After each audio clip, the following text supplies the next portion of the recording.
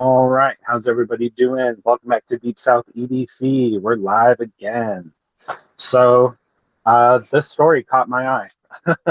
That's all I can say about it. So, let's just get down to it. This is from the Marijuana Moment. ATF agent stops gun sale over marijuana odor, and DOJ argues cannabis consumers don't have Second Amendment rights. Ready for it? All right. Second Amendment advocates are criticizing a pair of recent developments around marijuana and firearms, issues they say underscore the need for further reform. Last month, during a routine audit of a gun dealer, a Federal Bureau of Alcohol, Tobacco, Firearm, and Explosives investigator reportedly ordered the store to stop the sale of a pistol because the investigator claimed that the would-be buyer smelled of marijuana. Quote, I wasn't high, the prospective buyer told the Second Amendment Foundation, according to outlet AmmoLand, which referred to the individual only as Daniel. Quote, none of this makes any sense to me. Daniel had already filed federal paperwork saying he was eligible to own a firearm and had passed a background check for a handgun, according to the report. When he went to pick it up at a Plant City, Florida store, excuse me. However, the ATF industry operations investigator reportedly halted the sale. ATF spokesman Jason Medina acknowledged the smell of marijuana could have been from exposure to secondhand smoke and not an indication that the gun buyer himself had consumed cannabis. That's true, Medina told AmmoLand. Meanwhile, in a federal appeals court case, the Department of Justice argued in a filing earlier this month that marijuana users are, quote, more likely than ordinary citizens to misuse firearms, likening them to, quote, mentally ill, as well as, quote, infants, idiots, lunatics, and felons. So now it's showing a tweet from the FPC here. You should follow them. So it says, no one should be disarmed and denied their natural right to self-defense for using or possessing marijuana. Yet here you are fighting them in court saying otherwise. You're a monster and you're destroying your ghoulish disarmament agenda brings us great joy.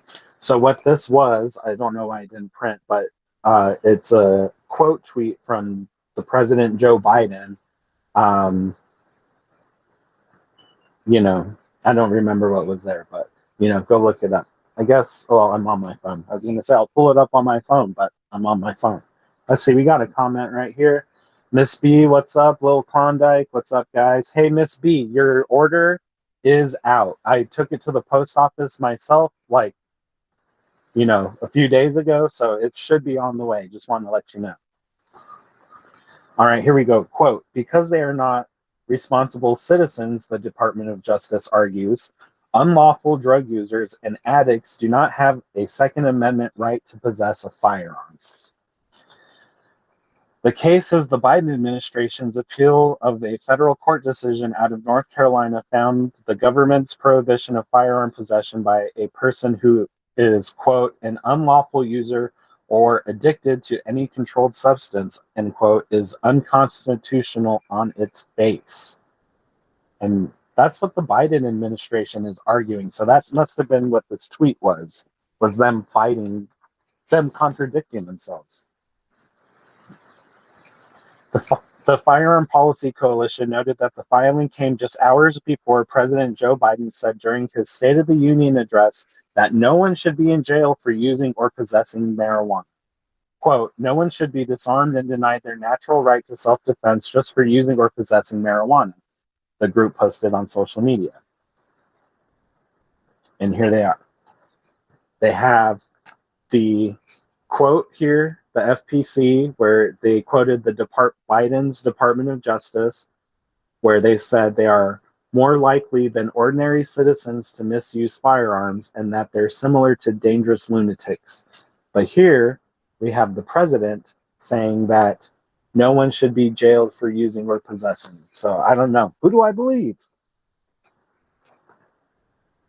All right, we got some more comments. Hey, Daily Knife, what's up? All right, I'll just recap it, fill you guys in. ATF agent halts sale over marijuana odor. The guy doesn't even smoke. The ATF agent acknowledged it could have been secondhand. Oh, Miss B, you got it today? Hell yeah, that's awesome. I'll let my wife know when she gets home from work. All right, let's continue.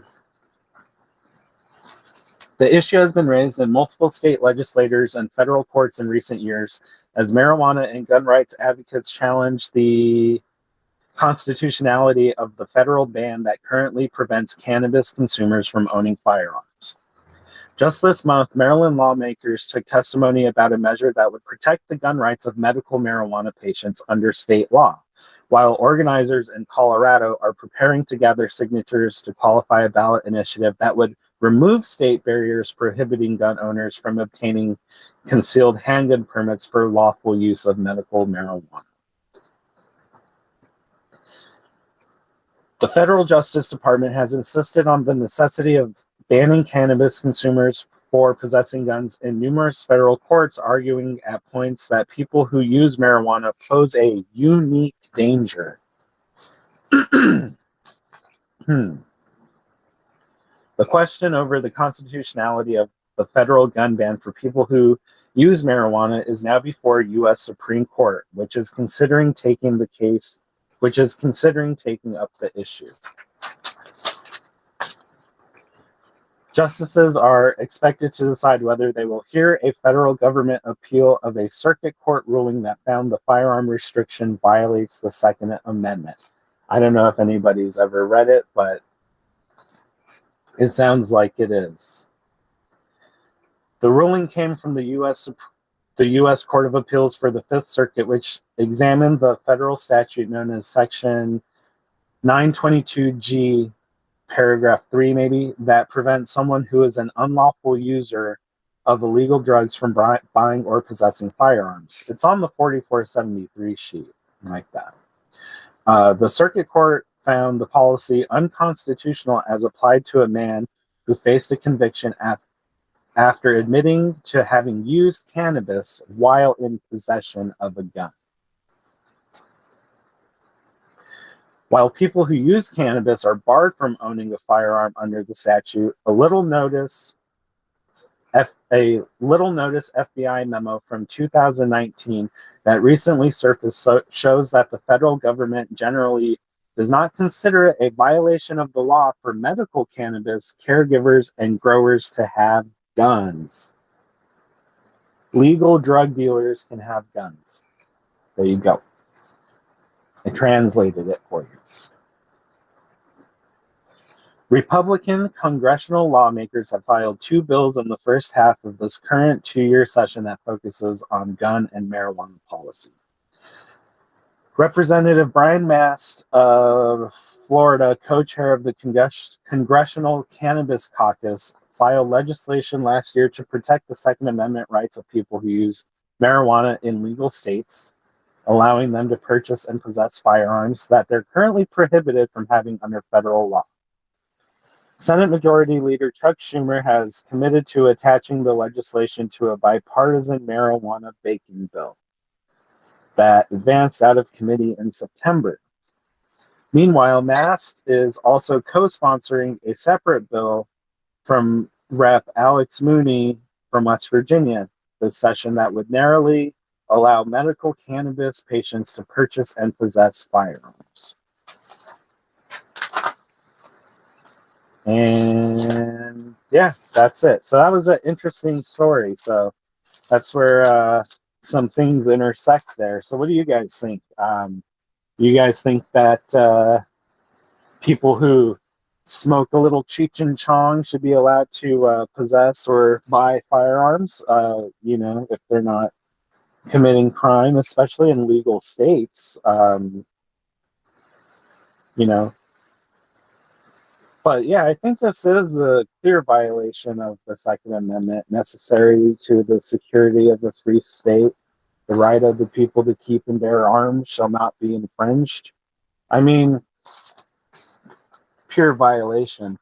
And if what were the founding fathers, but hemp growing, gun wielding, founding fathers. So I don't know. I think it's pretty two-tiered, as I titled the video. You do have Joe Biden's son, Hunter Biden, a known admitted drug addict, purchased guns lying on his federal 4473 forms, acquired the guns, threw guns away in a trash can across the street from a school. And, they kind of, didn't really charge him there. So, what do you think? That guy, he was doing way crazier stuff than, a guy who might need his weed for, whatever the doctor prescribed it for. And he still needs to protect his family and, himself and, his loved ones, Does it affect, your ability to handle a firearm? I don't know. Somebody would have to tell me. Let's see. Daily knife. Me personally, I don't have a problem with it, so as long as they don't cause others harm while higher at all. Okay. Miss B, tell your wife thank you so much. I love all the earrings and the little card I got with my nickname on it. Nice. Yeah, daily knife. I mean, in most states now, well, I shouldn't say most because I really don't have the stats on it. Gun stuff is more my thing than the weed states, but you do have a lot of legal weed states already, and it's kind of like with the firearm thing. I think at the federal level they're being like dicks about everything, but at the state level you see what the people really want. Like, you see more states than not having permitless concealed carry use. You're seeing a growth in states with the legal recreational and medical marijuana. Like, I'm originally from New Mexico, and when I moved to Louisiana many, many years ago, over a decade ago, they had just passed the medical marijuana stuff. So when I was leaving, all of that stuff was getting approved. Now they have recreational passed, and there are weed stores or whatever all over the place. So I don't know. New Mexico is a really crazy place. That's why I moved in the first place. It has a lot of problems. Little Klondike outdoors. I think it's like drinking alcohol. If I'm planning on drinking, I don't carry. Fair enough. Yeah, I don't drink. And I used to, but I don't anymore. And that was kind of, so I think owning a firearm definitely, or wanting to carry a firearm, you definitely, well, let me just tell you, I had already started slowing down drinking. Living in New Orleans, it's like crazy party drinking all the time. And I had became like management at my job, and like coming in, having to do my job and be hungover all the time. I just was over it. So I slowed down, and I eventually, would have a beer or two every now and again. But since I started carrying a firearm every day, it's definitely not a problem for me to not drink at all. It's not even a temptation, not even a little bit. I'd rather be able to protect myself or my loved ones who I'm out with. And yeah, let's see. This guy says a good point. Weed and alcohol will affect you. Yeah, definitely. Yes, it's legal for someone who drinks to own guns. Yes, it is true. But there are like laws, like here in Louisiana, if you're carrying, you're not supposed to carry into a bar. Like, alcohol establishments are off limits. Of course, you can go to like a grocery store, like a convenience store. If they sell alcohol, you can still carry. But if it's like a bar that exclusively sells alcohol, you can't. And Texas has like the 51% law, and there are like other laws like that But that doesn't prevent anybody from getting hammered and then fucking waving their gun around and stuff like Yosemite Sam. And I talked to a lot of people at like work and stuff, and there was one guy who was interested in getting a gun, and he ultimately decided against it, and it was a good personal choice because he was like, I would need like a lockbox that like had a breathalyzer on it, because I know as soon as I start drinking, I'm gonna want to pull that thing out and start messing around, and it's bad times for everybody. So at least that guy knew. Um, So yeah, it's pretty crazy. I think it's crazy too how like, it's okay to be like wasted, like drinking's cool, but like smoking necessarily isn't cool. Because here in New Orleans, I don't know if anybody's ever been. I know Lil Klondike is from Louisiana, um, but open container laws don't exist. Everybody's drinking in the street. As long as you don't have glass, that's cool. People are all lined up on the neutral ground, and they're like lawn chairs and stuff, playing cards, playing board games, drinking. Like everybody's drinking. You get off work, you grab a beer, you walk your dog drinking. Like everybody just drinks and drinks. I personally, I think it's like the New Orleans culture, but also the city government is so fucked up that I think if that everybody just keeps drinking, like we really won't do anything about it. Just let them, give them circus and peanuts. Let's see. So all of my comments are coming from YouTube. I am streaming on 4 different places right now. It's this new thing I'm doing with my channel. Started yesterday. I just kind of want to put myself out as much as I can. So I'm streaming on Rumble, I'm streaming on YouTube, I'm streaming on Facebook, and I'm streaming on X. So you guys can follow me at all of those if you want. I don't know. Click the link tree in the description, and that'll give you everything. Let's see. Daily Knife says, I'm sure Indiana will be the last to legalize weed, if ever. All right. So, personal story. My wife, she has a lot of like medical issues. One of them, she has Ehlers-Danlos syndrome, EDS, and it's like a genetic disorder with like her connective like tissue and stuff like that, and her collagen.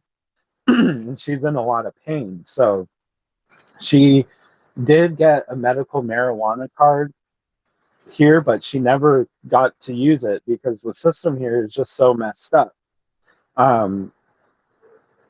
So excuse me, let me wet my whistle here for a second.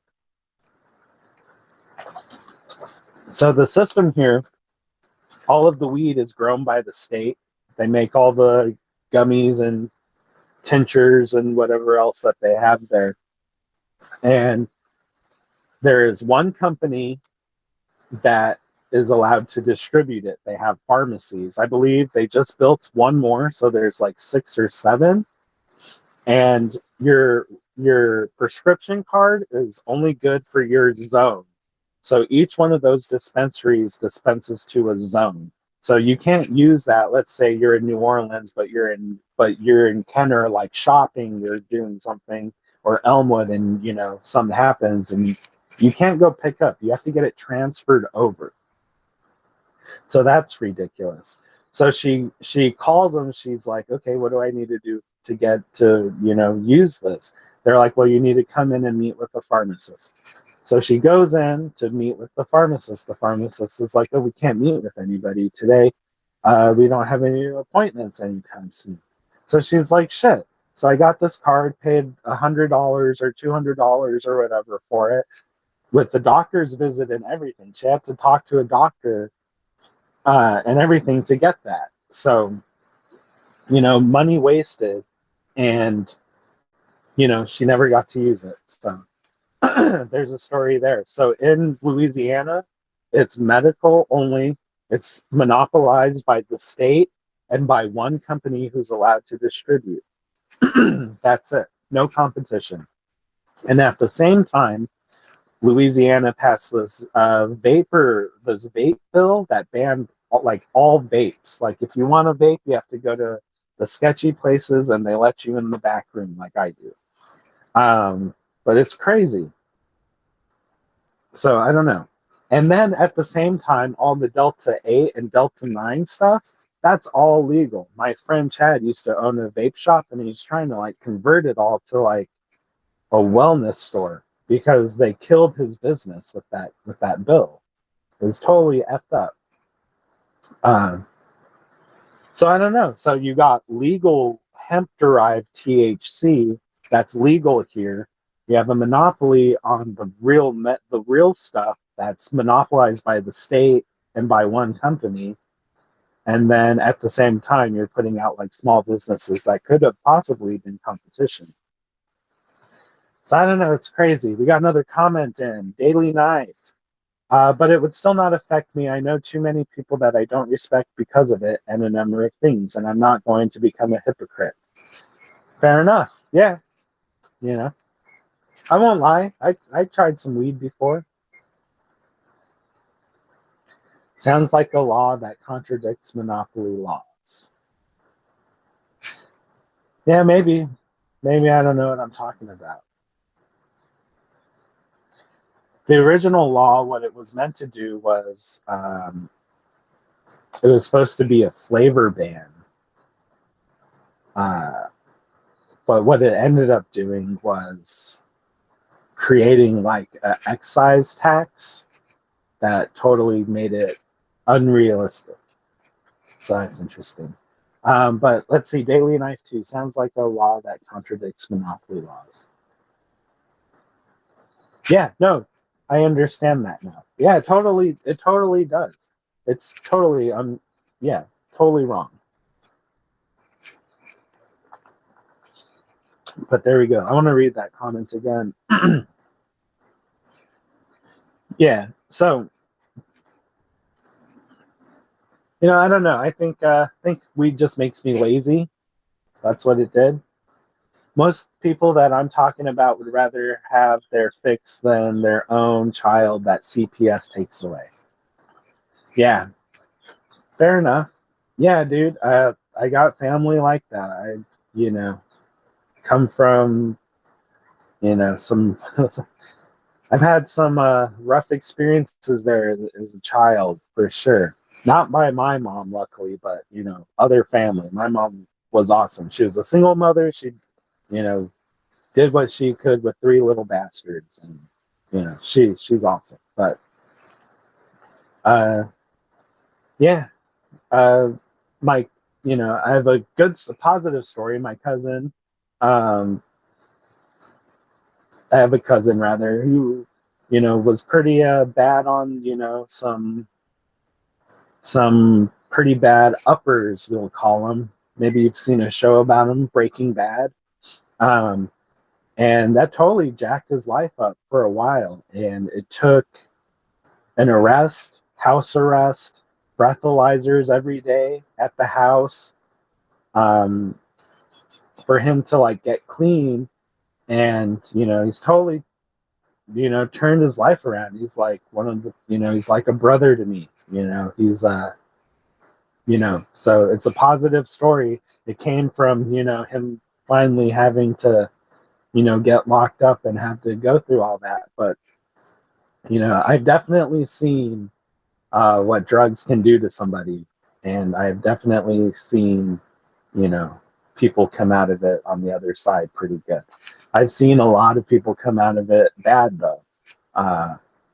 Back when I was a kid, I used to be in a band. We played at this hookah lounge in Albuquerque, and we played with another band. And a little bit later, come to find out, one of their band members died from a heroin overdose. And that's just crazy. I was like 20 at the time, 21 maybe, probably 20. It's just crazy thinking about another 20-year-old just like ODing on a drug. Talented musician, and that's the same old story. The musician and the OD. But anyway, I think I'll leave that right there, guys. So, yeah, follow me everywhere. Follow me on Facebook, I guess. I don't really use it, but follow me there. Follow me on X. You guys can follow me on Rumble and follow me on Odyssey. I'm everywhere, guys. So follow me as many places as you can at Deep South EDC. Let's see, we got another comment from Daily Night. It was also the meth, which now thinking was probably mostly the problem. Yeah, dude, meth is crazy. Like, you come home and like your kitchen's in like your bathroom, and you're like, "What's going on, bro?"